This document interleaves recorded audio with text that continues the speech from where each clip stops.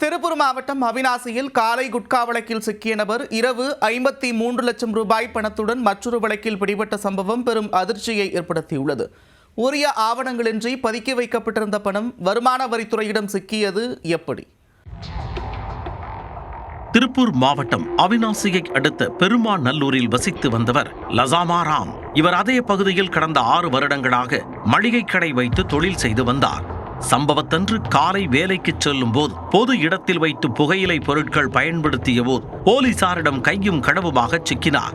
அவர் வைத்திருந்தது தடை செய்யப்பட்ட குட்கா வகை போதைப் பொருட்கள் என்பதால் லசாமா ராம் மீது வழக்கு பதிவு செய்த போலீசார் குட்கா எங்கிருந்து கிடைத்தது என விசாரித்தனர். பின்னர் அவரை காவல் நிலைய பிணையில் விடுவித்தனர். இந்நிலையில் அன்று இரவே மீண்டும் அவர் போலீசில் சிக்கி அதிர்ச்சி கொடுத்துள்ளார். பெருமாநல்லூரை அடுத்த கொடாராம்பாளையம் பிரிவு அருகே போலீசார் வாகன தணிக்கையில் ஈடுபட்டிருந்த பொழுது காலையில் சிக்கிய லசாமா ராமை அடையாளம் கண்ட போலீசார் அவரது வண்டியை வழிமறித்து விசாரித்தனர். அதிகாரிகளை கண்டதும் வெடவெடத்து போனவரின் பையை வாங்கி சோதனை செய்ததில் 53 லட்சம் ரூபாய் ரொக்கம் வைத்திருந்தது தெரிய வந்தது. டபா, உனக்கு ஏது இம்புட்டு போனா? அதுக்கு உரிய ஆவணம் வச்சிருக்கியா என கேட்டபோது ஆடு திருடிய திருடன் போல் திருவென முடித்துள்ளார்.